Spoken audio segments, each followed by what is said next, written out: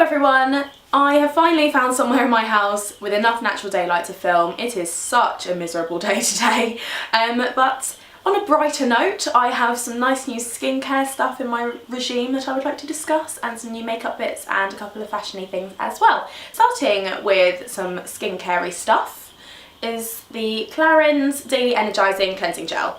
I bought this kind of on a whim, needed a new cleanser, heard fairly good things about it, and the lady talked me into it, as they usually do.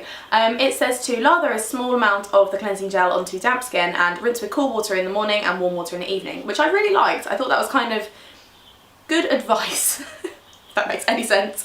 It's really nice to sort of refresh your skin in the morning, and I generally only use this in the morning. I have another cleanser that I'm trialling out at the moment for the evening, but I find that it really sort of refreshes my skin, it wakes me up, and I found that my skin has been a lot clearer since I've been using it. I don't know if that's coincidence, but I really like this. So I may well repurchase this. It's nearly empty, so I'm really considering buying it again because I do like using it in the mornings, and that's the first thing that I've been sort of enjoying this month.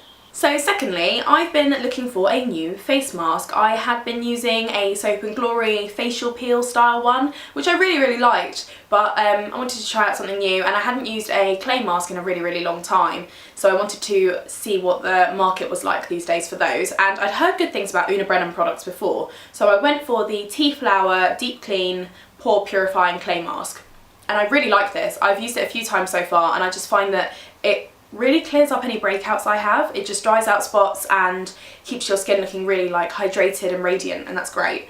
And it's quite good for oily skin, which I don't really suffer with, but it says it's oil absorbing and unclogs congested skin, which is a problem I do struggle with more. And yeah, it's really great. There's not really a lot more to say than that. It has avocado oil in it as well, which is really good for you, and has vitamins A, D and E, and acacia honey.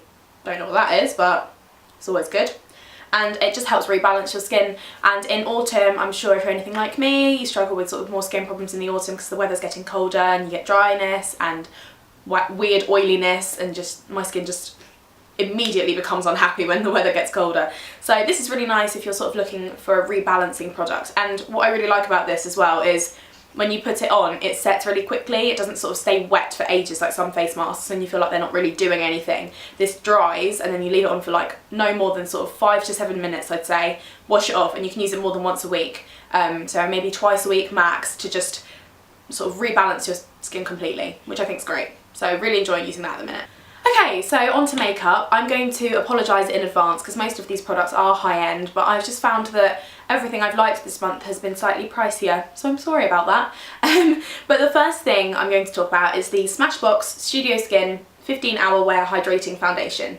And this stuff is a godsend for me. I have been searching for a foundation that doesn't completely white out my face when someone takes a flash photo on a night out, because I look like a corpse when that occurs. So I was looking for something that did that, and this has been really great. I suddenly remembered that Smashbox products are especially designed for flash photography, so I picked this up at my local Boots. I have bought colour number 2.2 and I was really impressed, and I also have been trying out one of their powders and I really like that too. So Smashbox is a brand that I didn't really know much about before, and I would advise it for anyone looking for the same thing as me, or just interested to try a new brand out, because they seem really great. Next up is a product that I saw Sammy from Beauty Crush reviewing ages ago, and it made me really interested because she has quite like a similar skin tone to me, and it is the Benefit What's Up highlighter. I'm going away at Christmas this year, and I wanted something that was going to brighten my skin and I wouldn't have to wear too much makeup underneath, and it would just be a nice highlight and a nice glow. Summer having been and gone, it's harder to find products that do what you're after. I love this. It's a champagne highlighter, and I was going to pick up NARS, like a NARS multiple, but I just saw this and much preferred all the colour, like this colour, to all the other colours that NARS had, and I will sort of see if I can swatch it for you, and if you can see in the light. Don't know if that's showing up at all, but it's like a champagne colour. I put it on my cheekbones and beneath my brows,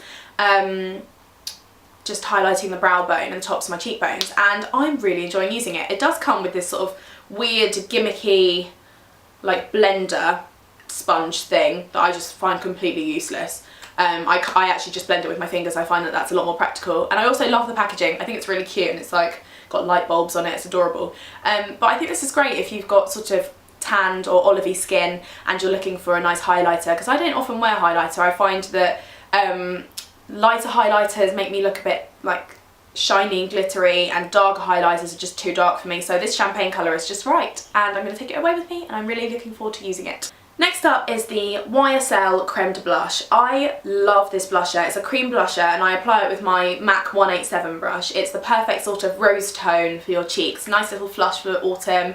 Looks really great with sort of a bronze contour, and you can wear any lipstick to match, and I think that's perfect. I've got mine in shade 2.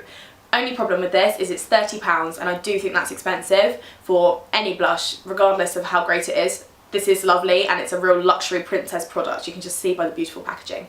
But yeah, it's pricey. I got mine free with a YSL Touche Eclat foundation purchase in Debenhams. So run to your nearest Debenhams and see if they're still doing that, because I would say both products are well worth picking up. I love the Touche Eclat foundation, and I love this. So go and see if they're still doing that, because it's definitely worth picking up if they are.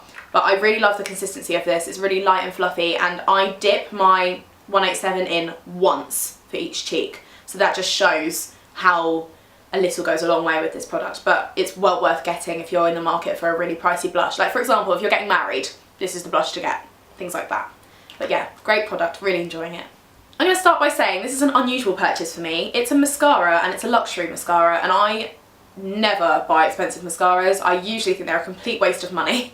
I will go for anything that's on offer in Boots usually, because I have really short eyelashes, and regardless of what I do, nothing seems to help. However, I got a freebie of this mascara in a free gift from Clinique when I bought 2 high-end products in one go or something. It's the Clinique High Impact Mascara, and I'm gonna be honest, this is incredible. I don't know what it's done, but it's changed my life.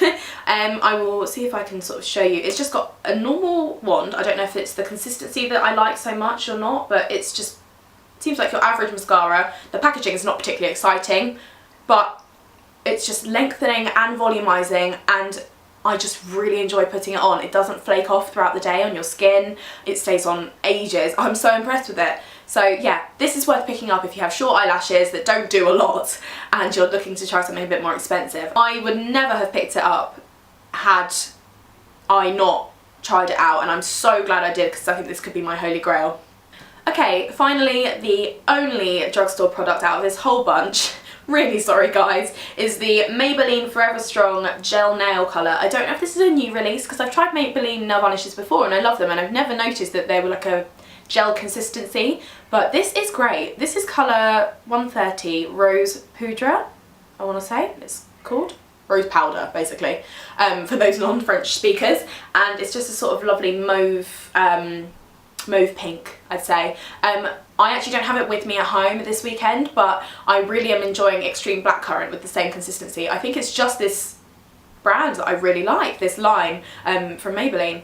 They last ages, they're chip resistant, like for days, and I'm really impressed. So that with a good top coat lasts me nearly a week. So yeah, really nice. On to fashiony things, and whenever autumn comes around, I immediately whack out velvet. I love velvet stuff.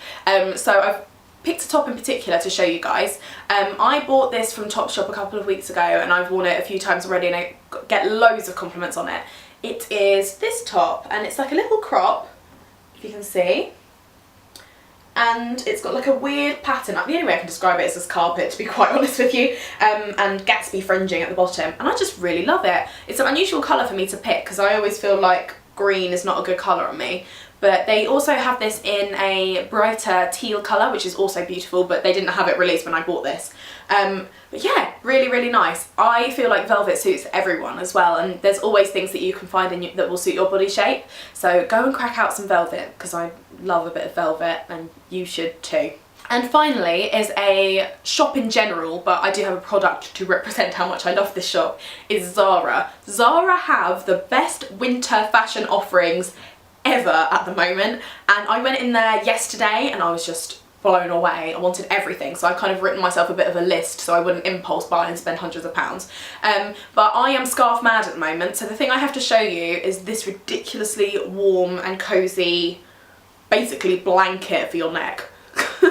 It's so cozy. I just really love, oh, so warm. I'm scarf mad at the moment. If you saw my last video, you'll have heard me raving about another tartan scarf that I've been loving. But this is just so cozy, and I think it looks really nice with like a leather jacket or a denim jacket or like a nice warm coat. And it's sort of like a grey and navy, so it'll go with pretty much anything. Oh, and I just love it. And this with like berry coloured lips. Oh, I just want to live in it.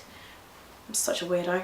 That's it, I think, for today. I really hope you enjoyed the video. I apologise that everything was sort of a bit more high-end. I'll try and do a sort of top favourite high street products video or something, so that you can see the sort of things I've been enjoying that are a bit cheaper. But everything that I've showed you today is well worth the money, so it's worth going out and having a little splurge if you're in the market. I hope you're all well, and please do link any of your October favourites videos in the down bar and in the comments, because I'd love to see what you're enjoying as well. And I will see you all soon, and I will try and get another video up ASAP. Take care and have a lovely week.